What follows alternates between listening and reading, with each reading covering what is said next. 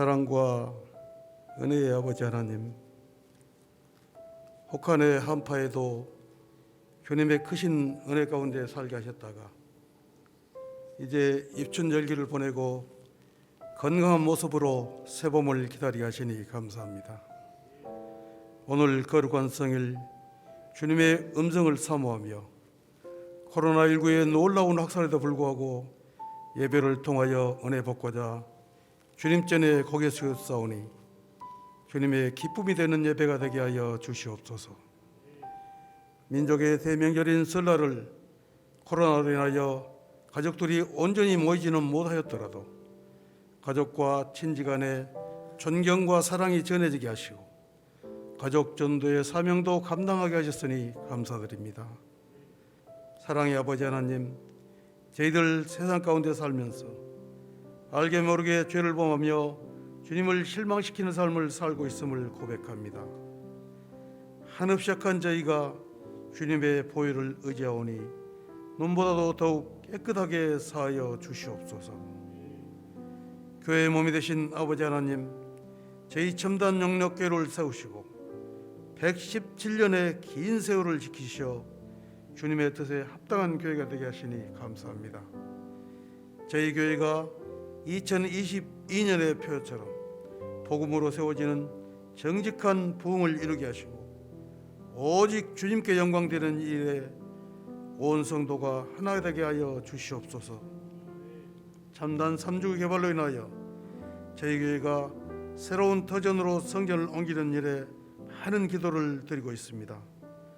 모든 절차에 소홀함이 없이 대처 나갈 수 있는 권능을 허락하여 주시고 주님께서 일일이 관리하여 주시기를 간절히 바라옵고 원하옵나이다. 이제 한 달 앞으로 다가온 20대 대통령 선거가 대한민국의 축제의 당이 되게 하시고 민족과 국가를 위해서 꼭 필요한 지도자가 선출될 수 있도록 국민들에게 지혜를 허락하여 주시옵소서. 새해에는 우리 성도들이 주님의 보살핌 속에서 펼쳐진 사업들이 나날이 번창하게 하시고 일터마다 어려운 일 얻게 하시며 영적 풍요와 물적 풍요, 건강과 화평함 속에서 날마다 주님을 찬양하는 삶을 이어가게 하여 주시옵소서. 또한 병상에서 병마와 싸우는 성도들과 연로하신 성도님들의 신원을 보살피사 늘 평안케 하시고 화평함 속에서 주님을 찬양함을 통하여 행복한 삶을 이어갈 수 있도록 지켜 보호하여 주시옵소서. 오늘 또 말씀 선포를 위하여 다니시는 목사님을 은혜의 보혈로 채워주시고 영육간의 강건함으로 붙드시어 예배 가운데 주님의 사랑과 은혜가 넘치도록 인도하여 주시옵소서. 저희들로 하여금 목사님이 선포하시는 말씀에서 세상을 살아가는데 큰 지혜와 힘을 얻게 하여 주시옵소서. 예배를 돕는 모든 손길과 교회 성장을 위하여 기도하는 일꾼들을 위해 주님의 크신 은혜가 임하게 하여 주시옵소서. 예배의 시종을 주님께 의탁하며 우리 주 예수 그리스도 이름으로 기도드립니다. 아멘. 모든 사람이 죄를 범하였음에 하나님의 영광에 이르지 못하더니 그리스도 예수 안에 있는 속량으로 말미암아 하나님의 은혜로 값없이 의롭다 하심을 얻은 자 되었느니라. 아멘. 주신 말씀을 통해서 하나님의 소유가 되리라 제목으로 함께 말씀을 나누겠습니다. 하나님의 소유, 하나님의 세굴라가 되리라. 여기에서 소유는 히브리어로 세굴라입니다. 세굴라의 뜻이 뭐냐면 보배입니다. 하나님의 보배가 되리라. 제목을 가지고 함께 말씀을 나누겠습니다. 여러분, 설 명절을 잘 보내셨습니까? 올해는 복이 가득하고 건강한 한 해가 되었으면 좋겠습니다. 여러분의 삶에 좋은 일이 가득했으면 좋겠어요. 자녀들의 취업의 문제라든지 또 가정의 문제, 또 일터의 문제가 해결이 되고 세상 걱정에서 해방되는 한 해가 되시기를 주님의 이름으로 축복합니다. 과거에는 우리 설 명절이 되면은 단정하게 옷을 입고 또 아이들에게는 설빔을 입혀서 부모님이나 어른들에게 세배를 했습니다. 지금도 마찬가지죠. 또한 주변 지인들을 찾아뵀을 때도 옷을 단정하게 입고 찾아뵙습니다. 그리고 인사드릴 때에도 옷 매무새를 잘 정돈하고 나서 그렇게 인사를 드리죠. 그렇게 인사를 드리는 것은 당연한 예법입니다. 마찬가지로 하나님께 예배하는 성도들도 단정한 마음으로 예배를 드리는 것, 이것이 바로 예배를 드리는 성도의 당연한 예법이지요. 오늘 말씀은 바로 하나님 앞에 서기 위한 자세, 그 자세에 대해서 우리에게 말씀해 주고 있는 귀한 말씀입니다. 모세의 장인 이드로는 느비딤에서 혼자서 백성들의 송사를 다루고 그 문제를 해결하는 이 모세의 모습을 보고 조언을 해 주었습니다. 천부장을 세우고 백부장을 세우고 50부장과 10부장을 세워서 일을 좀 나누어서 하라, 이와 같은 조언을 해 주었죠. 모세는 이드로의 충고를 귀여겨 들었습니다. 그리고 그대로 행합니다. 백성들 중에 하나님을 두려워하는 사람, 백성들 중에 진실한 사람, 백성들 중에 불의한 이익을 싫어하는 사람, 그 능력 있는 사람들을 세워서 천부장과 백부장과 50부장, 10부장을 세웁니다. 이스라엘 백성들은 이제 탄탄한 조직력을 갖게 되었죠. 그런데 뭔가 부족해요. 조직이 잘 되었음에도 불구하고 뭔가 부족한 거예요. 진짜 필요한 것이 무엇인지 드디어 오늘 말씀에 기록을 해주고 있습니다. 그래서 신학자들은 오늘 말씀을 가리켜서 구약의 중심축이다 라고 표현합니다. 그만큼 출애굽기 19장은 중요한 말씀이 기록되어 있지요. 바로 출애굽의 목적이 기록이 되어 있습니다. 이스라엘 백성들은 느비딤에서 이제 시내 광야에 도착하게 됩니다. 1절 2절 말씀을 보면 이스라엘 자손이 애굽 땅을 떠난 지 3개월이 되던 날 그들이 시내 광야에 이르니라, 이렇게 기록하고 있습니다. 이스라엘 백성들은 출애굽을 한 지 3개월이 되던 날 시내 광야에 도착했다고 기록이 되어 있습니다. 그렇다면 출애굽을 한 지 3개월이 지났다는 말일까요? 이 말이 아닙니다. 3개월이 지났다는 말이 아니라 3월 달이 되었다는 말을 가리키는 것이죠. 2개월 동안 참 많은 일이 있었습니다. 짧은 시간 같지만 홍해를 건넜고 수르 광야를 건넜고 신 광야를 지나서 드디어 시내산 앞 광야에 진을 치게 되었습니다. 왜 느비딤, 물이 있고 농사를 지을 수 있는 느비딤을 떠나서 시내 광야에 장막을 치게 했을까요? 왜 가나안 땅으로 가지 아니하고 굳이 시내산으로 오게 했을까요? 여러분, 중요한 이유가 있기 때문에 그렇습니다. 그 중요한 이유가 무엇일까요? 바로 기준이 필요했기 때문입니다. 이스라엘 백성들은 그동안 기준이 없었습니다. 이드로의 좋은 대로 좋은 행정력을 가졌지만 그러나 조직만 가지고 하나님의 백성이 되는 것은 결코 아니지요. 그들은 자신의 생각으로 재판을 했습니다. 자신의 옳고 그름으로 자신의 판단으로 사람들을 보았고 그리고 자신이 기준이 되었던 것이죠. 그러나 이제 하나님께서는 하나님의 백성이 되기 위한 중요한 조건, 기준, 바로 원칙을 이스라엘 백성들에게 전해줍니다. 기준이 왜 중요합니까? 군인들이 연병장에 모이면 장교는 어김없이 한 병사를 가리켜서 기준하고 정합니다. 그러면 그 병사는 어떻게 합니까? 손을 번쩍 들고 기준 외칩니다. 그러면 장교는 양팔 간격 좌우로 나란히 한팔 간격, 반팔 간격 하면서 이렇게 말을 합니다. 호령을 하면 군인들은 그 기준에 맞추어서 양팔이든지 반팔이든지 그렇게 모이게 되는 것이죠. 여기에서 중요한 조건이 하나가 있습니다. 무엇입니까? 기준은 움직이지 않는다는 것이죠. 기준은 절대 움직이지 않습니다. 그래서 하나님께서는 이스라엘 백성들에게 기준을 주는 거예요. 너희들 생각으로 판단하지 말고 너희들 기준으로 생각하지 말고 하나님의 말씀을 기준으로 삼으라. 우리에게 이야기해주고 있는 말씀입니다. 우리의 신앙의 기준이 무엇일까요? 바로 하나님의 말씀이죠. 5절 말씀을 같이 한번 읽어보겠습니다.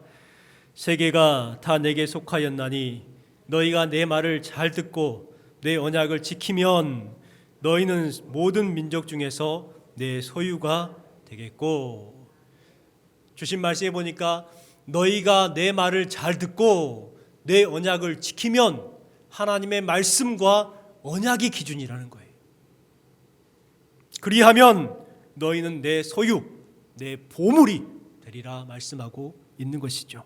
이스라엘 백성들은 그동안 위태로웠습니다. 기준이 없었기 때문에 흔들렸습니다.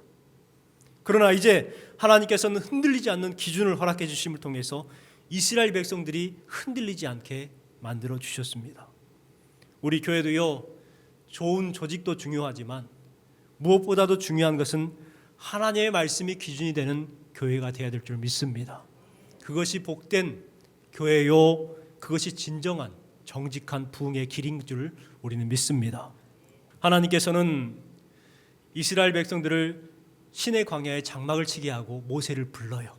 3절 말씀에 보면 모세가 하나님 앞에 올라가니 여호와께서 산에서 그를 불러 말씀하시되 너는 이같이 야곱의 집에 말하고 이스라엘 자손에게 말하라, 이렇게 기록하고 있습니다. 하나님께서 모세에게 말씀, 중요한 말씀을 주시기 전에 먼저 이야기를 해요. 뭐라고 말합니까? 야곱의 집에 말하고 이스라엘 자손들에게 말하라, 전하라는 거예요. 그런데 한 번만 말하라 하면 되지 왜 계속해서 말하고 말하라, 전하라 이렇게 하실까요? 그만큼 중요한 말씀이기 때문에 그렇습니다. 이 말씀은 이스라엘 백성들의 비전의 말씀이죠. 하나님께서 이스라엘 백성들을 향한 비전의 말씀을 주고 계시는 거예요. 그 말씀이 바로 5절과 6절 말씀입니다. 이 말씀은 출애굽의 목적이기도 합니다. 같이 한번 읽어보겠습니다. 세계가 다 내게 속하였나니 너희가 내 말을 잘 듣고 내 언약을 지키면 너희는 모든 민족 중에서 내 소유가 되겠고 너희가 내게 대하여 제사장 나라가 되며 거룩한 백성이 되리라. 너는 이 말을 이스라엘 자손에게 전할지니라. 이스라엘 백성들에게 내 말을 잘 듣고 내 언약을 지키면 이라는 전제를 줍니다. 이스라엘 백성들이 하나님 앞에 서기 위해서 가장 필요한 자세를 말해주는 것이죠. 여러분, 하나님 앞에 서기 위한 가장 필요한 자세가 무엇일까요? 하나님의 말씀을 들으려는 자세입니다. 하나님의 말씀을 지키려는 자세로 우리는 서야 하는 것이죠. 모세가 장로들을 불러놓고 이제 하나님께서 전해준 말씀을 그대로 전합니다. 7절과 8절 말씀에 보니까 모세가 내려와서 백성의 장로들을 불러 여호와께서 자기에게 명령하신 그 모든 말씀을 그들 앞에 진술하니 라고 말해요. 그들 앞에서 진술했다는 거 이야기했어요. 말씀을 선포했다라고 하면 얼마나 좋았을까? 저는 그렇게 생각을 하는데 성경은 분명 그들 앞에서 진술하니라고 말합니다. 8절 말씀에 백성이 일제히 응답하이르되 여호와께서 명령하신 대로 우리가 다 행하리이다. 모세의 진술을 듣고 나서 이스라엘 백성들의 반응이 어땠어요? 우리가 다 그 말씀대로 행하겠습니다. 여러분, 모세는 참 은혜 받은 사람이요, 참 복된 사람이다라는 생각을 해봅니다. 모세가 하나님의 말씀을 전했을 때에 백성들이 잘 들었기 때문에 은혜 받은 사람이요, 복 받은 사람이 아니라 모세 자신이 하나님의 말씀을 잘 듣는 사람이었기 때문에 그렇습니다. 잘 듣는 사람이 잘 전하는 거예요. 그렇죠? 모세는 하나님께서 말씀하셨을 때에 자신의 경험, 자신의 생각, 그런 것들을 내려놓고 하나님의 말씀을 들었어요. 그리고 그 말씀을 그대로 전달했습니다. 진술했어요. 진짜 복을 받는 사람들의 특징이 바로 여기에 있습니다. 하나님의 말씀을 잘 듣는 사람, 하나님의 말씀을 잘 경청하는 사람이 진짜 복을 받는 사람이죠. 이 시간에도 하나님의 말씀을 잘 듣고 경청하는 여러분 되시길 주님의 이름으로 축복합니다. 교회는요, 이런 곳이 되어야 돼요. 교회는 하나님의 말씀을 전하는 곳이 되어야 되고, 그 전해진 하나님의 말씀을 듣고 네, 그렇게 살겠습니다, 여러분, 그와 같은 다짐이 있는 곳이 바로 교회가 되어야 되는 것이죠. 전하기 위해서 모세처럼 먼저 목회자가 하나님의 말씀을 집중해야 돼요. 하나님의 말씀을 그대로 성도들에게 흘려보내야 되죠. 그러기 위해서는 먼저 목회자가 하나님의 말씀을 집중해서 그 말씀의 은혜를 경험하고 그 말씀을 통해서 주시는 말씀을 알아야 하나님의 말씀을 전하는 것입니다. 만약 교회에서 정치 소리, 경제 소리, 부와 명예 소리, 자기 자랑 소리가 퍼진다면 어떻게 되겠습니까? 잘못되는 것이죠. 교회는 생명의 소리가 전해져야 되고, 영의 양식이 전해져야 되고, 하나님의 말씀이 들려져야 하는 것입니다. 여러분, 새해 하나님의 말씀을 잘 듣는 복을 받으시기를 주님의 이름으로 축원합니다. 모세가 하나님을 만나고 나서 백성들에게 전했을 때에 백성들은 일제히 그 명령하신 대로 우리가 다 행하리이다 고백을 했습니다. 이 고백은요, 놀라운 변화를 알 수가 있지요. 이스라엘 백성들은 원래 이런 백성들이 아니었어요. 원망하고 불평했던 백성들입니다. 그런데 그들이 모세의 말을 듣고 갑자기 완전히 바뀌었어요. 네, 우리가 다 그렇게 행하겠습니다. 어떻게 이렇게 변화가 되었을까? 도대체 모세를 통해서 이스라엘 백성들이 전했던 말이 어떤 말이었기에 이스라엘 백성들이 이렇게 변화를 하게 되었을까요? 오늘 주신 말씀을 통해서 이스라엘 백성들이 들었던 그 말의 핵심에 대해서 함께 말씀을 나누겠습니다. 먼저 이스라엘 백성들이 들었던 첫 번째는 하나님의 소유라는 사실입니다. 이스라엘 자손들은 그동안 바로의 소유라고 생각을 했습니다. 그렇게 살아왔었죠. 비록 그들이 광야에 있지만 그들은 아직까지도 마음 가운데에 바로의 소유라는 마음이 있었어요. 그리고 애굽의 노예요, 종이라는 그러한 마음이 그들에게는 있었습니다. 그런데 이제 그들이 뭐라고 말합니까? 너희들은 하나님의 소유된 백성이라고 말씀을 들어요. 이제는 너희들이 바로의 소유가 아니라, 애굽의 종이 아니라 하나님의 소유다, 하나님의 보배다, 이 말을 들었습니다. 그렇습니다. 이스라엘 백성들은 이전부터 하나님의 보배였죠. 4절 말씀을 보십시오. 4절에 보니까 내가 애굽 사람에게 어떻게 행하였음과 내가 어떻게 독수리 날개로 너희를 업어 내게로 인도하였음을 너희가 보았느니라, 이렇게 말을 합니다.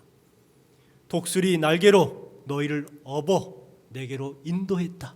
이스라엘 백성들은 그동안 홍해를 건너고 광야를 건너온 것들이 자신들이 고생고생해서 걸어왔다고 생각을 했어요.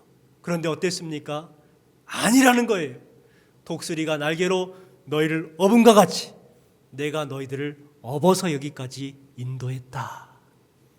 왜요?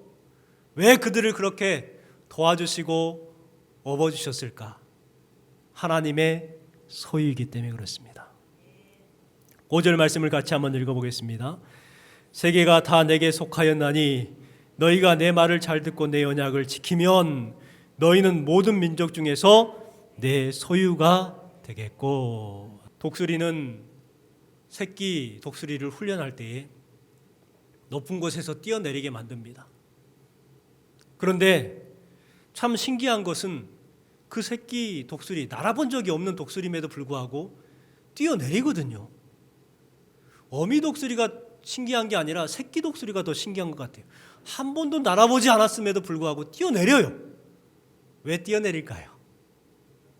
뭐가 믿는 구석이 있기 때문에 뛰어내리겠죠. 무엇이냐면 어미 독수리가 자기가 위험에 처하면 분명히 와가지고 받아줄 것을 알아요. 그렇기 때문에 뛰어내릴 수 있는 거예요. 새끼 독수리가 용감하고 용맹해서 뛰어내리는 것이 아니라 믿는 구석, 어미 독수리를 믿기 때문에 뛰어내리는 것입니다. 여러분, 이스라엘 백성들이 홍해를 건널 수 있었던 이유, 광야를 그렇게 건너올 수 있었던 이유가 무엇입니까? 그들이 용맹해서 용감해서가 아니에요. 하나님을 신뢰했기 때문에 그랬습니다. 하나님께서는 이스라엘 백성들을 애굽에서도 홍해에서도 광야에서도 그렇게 보호해 주셨어요. 이스라엘 백성들을 결코 혼자였던 적이 없어요. 늘 하나님께서 함께 해주셨어요. 왜 그렇게 보호하셨을까요? 그 답은 그들이 바로 하나님의 소유였기 때문에 그렇습니다. 말씀드렸듯이 이 소유는 히브리어 세굴라입니다. 세굴라의 뜻은 보배요, 소중한 보석이요, 가장 아끼는 보배입니다.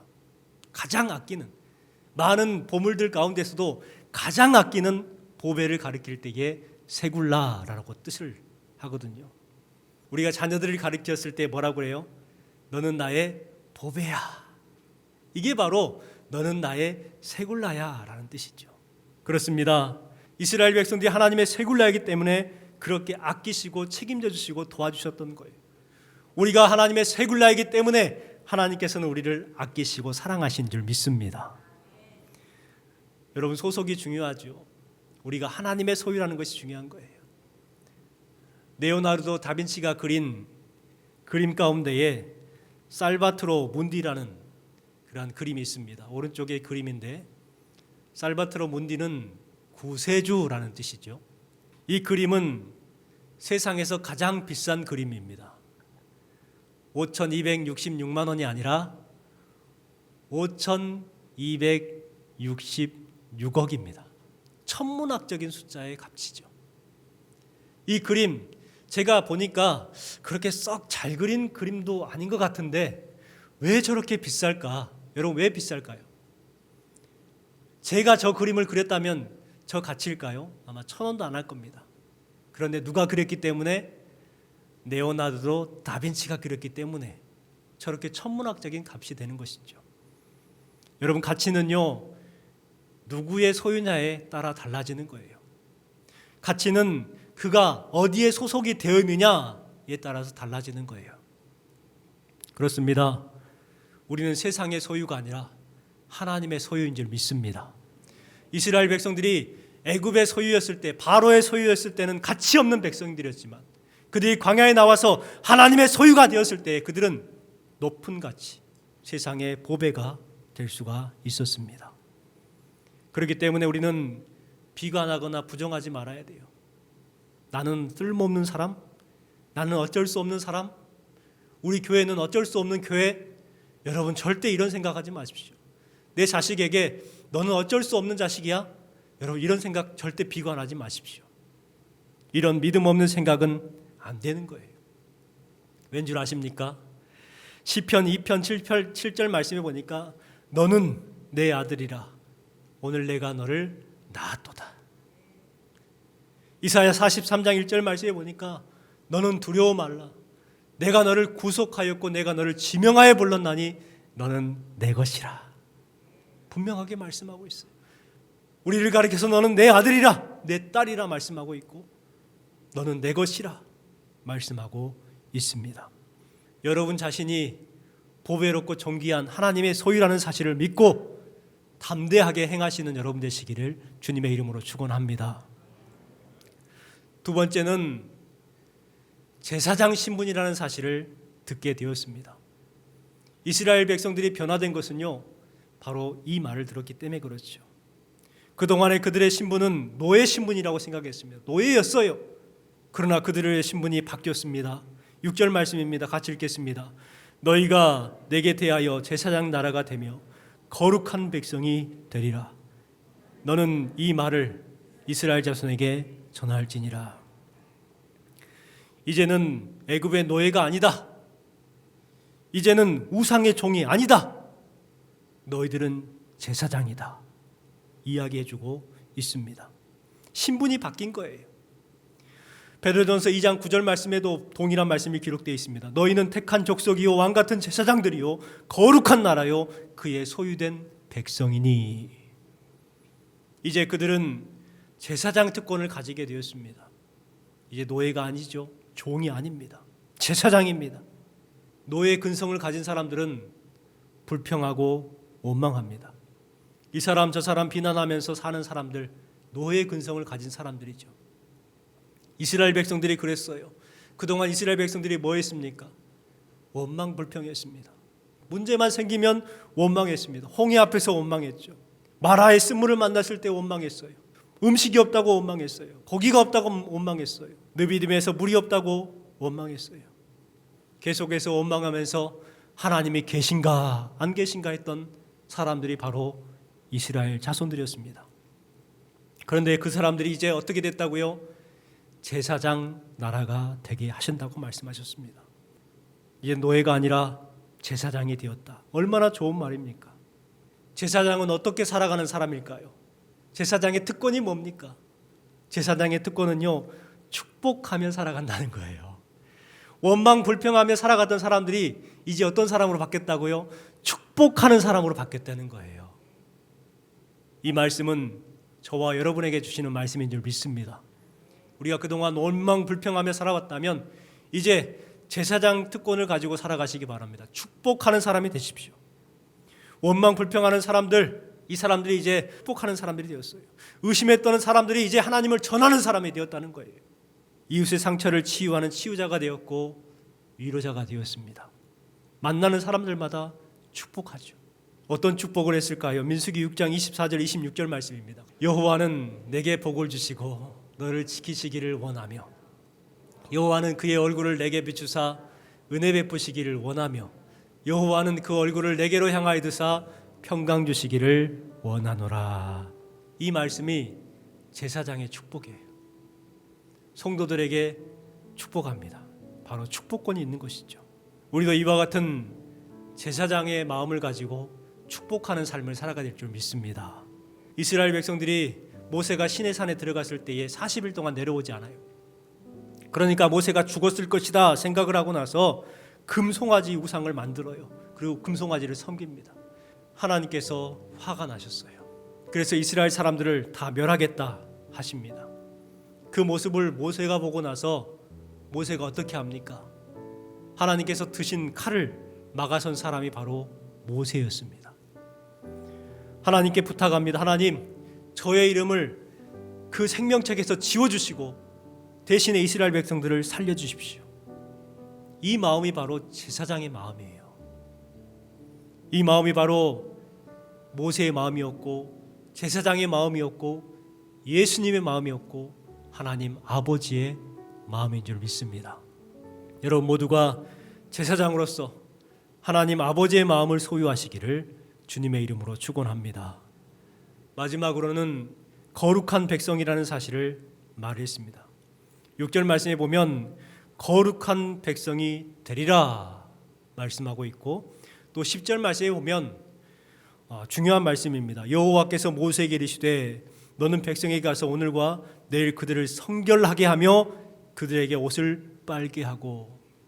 거룩과 성결은 다른 단어가 아니라 같은 단어입니다. 히브리어 카도시이죠.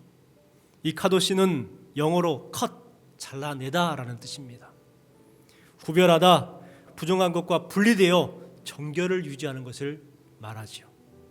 여러분 우리는 거룩한 백성입니다. 성결한 백성입니다. 이것을 알고 삶을 살아가야 되는데 사단은요 끊임없이 우리를 계속해서 질책합니다. 네가 거룩하다고? 너 거짓말하잖아. 너 말씀도 모르고 말씀도 잘 지키지도 않잖아. 계속해서 사단은 우리의 마음을 후벼파여 질책을 해요. 너는 거룩한 사람이 아니야. 하나님께서는 너는 나의 소유다. 하나님의 제사장이다. 거룩한 백성이다 라고 말하고 있는데 사단은 계속해서 넌 아니야. 넌 아니야. 우리 성도들이 가끔 마귀의 소리에 귀를 기울일 때가 있어요. 그래, 나는 거룩한 백성이 아니야. 나는 하나님의 소유가 아니야. 나는 하나님의 제사장이 아니야. 마귀의 소리에 귀를 기울이는 경우가 참 많이 있어요. 여러분, 마귀의 소리에 귀를 기울이지 마시기 바랍니다. 성경의 인물을 보십시오. 이 기록되어 있는 성경에 기록되어 있는 인물들을 보면 하나같이 흠이 있는 사람들이었어요. 아브라함은 우상을 만드는 아버지의 아들이었고 모세는 살인자였잖아요. 다윗은요 목동이었어요. 노아는 술꾼이었고 야곱은 거짓말쟁이였고 요셉은 왕따였고 기드온은 겁쟁이였고 라합은 기생이었고 나오미는 망한 여인이었습니다. 그런데 그들을 불러다가 어떻게 하셨어요? 민족의 지도자로 세우셨고 또 사명자로 삼으셨어요. 우리도 마찬가지입니다. 마귀가 말하는 것처럼 우리에게도 다 흠이 있어요. 하지만 거기에 귀를 기울이지 마십시오. 흠이 있어도 하나님께서는 쓰시는 줄 믿습니다. 여러분, 우리는 하나님의 말씀만 들으면 돼요. 여러분은 하나님의 소유입니다. 하나님의 제사장입니다.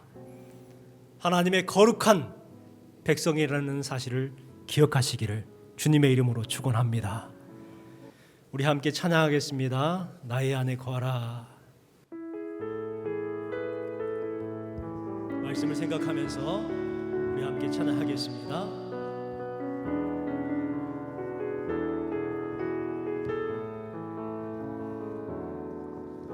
나의 안에 거하라. 나는 내 하나님이니 모든 환난 가운데 너를 지키는 자라. 두려워하지 말라. 내가 널 도와주리니 놀라지 말라. 내 손 잡아주리라. 나의 안에 거하라. 나의 안에 거하라. 나는 내 하나님이니 모든 환난 가운데 너를 지키는 자라. 두려워하지 말라. 내가 널 도와주리니 놀라지 말라. 내 손 잡아주리라. 내가 너를 지명하여 불렀나니 너는 내 것이라. 내 것이라. 너의 하나님이라. 내가 너를 보배롭고 존귀하게 여기노라. 너를 사랑하는 내 여호와라. 나의 안에 거하라. 나의 안에 거하라. 나는 내 하나님이니 모든 환난 가운데 너를 지키는 자라. 두려워하지 말라. 내가 널 도와주리니 놀라지 말라. 내 손 잡아주리라. 내가 너를 지명하여 불렀나니 너는 내 것이라. 내 것이라. 너의 하나님이라. 내가 너를 보배롭고 존귀하게 여기노라. 너를 사랑하는 내 여호와라. 여러분, 오늘 말씀을 꼭 기억하시기 바랍니다. 마귀의 소리에 귀를 기울이고 나는 쓸모없는 사람이야, 나는 어쩔 수 없는 사람이야 비관하거나 비판하지 마십시오. 분명 하나님께서 여러분에게 말씀합니다. 너는 나의 소유다. 너는 나의 제사장이다. 너는 거룩한 백성이다 말씀하고 있습니다. 우리가 살아가야 될 삶이 바로 이와 같은 삶입니다. 하나님의 소유로서 삶을 살아가야 되는 것이고, 하나님의 제사장으로서의 삶을 살아가야 하는 것이고, 하나님의 거룩한 백성으로서의 삶을 살아내는 것입니다. 여기에 모이신 모든 분들이 하나님의 소유, 하나님의 보물이 되시기 바랍니다. 하나님의 거룩한 제사장이 되시기 바랍니다. 하나님의 거룩한 백성이 되시기 바랍니다. 기도하겠습니다. 이제는 우리 주 예수 그리스도의 은혜와 하나님 아버지의 사랑하심과 성령님의 감동과 교통 충만케 하심이 이 전에 모여 예배하는 모든 성도들의 머리 위에와 귀한 가정과 자녀들과 손들 위에 오늘 주신 말씀처럼 하나님의 거룩한 제사장이 되겠습니다. 하나님의 소유가 되겠습니다. 하나님의 제사장으로서의 삶을 살겠습니다 다짐하는 모든 성도들의 삶에 지금부터 영원까지 함께 하시기를 간절히 축원하옵나이다. 아멘.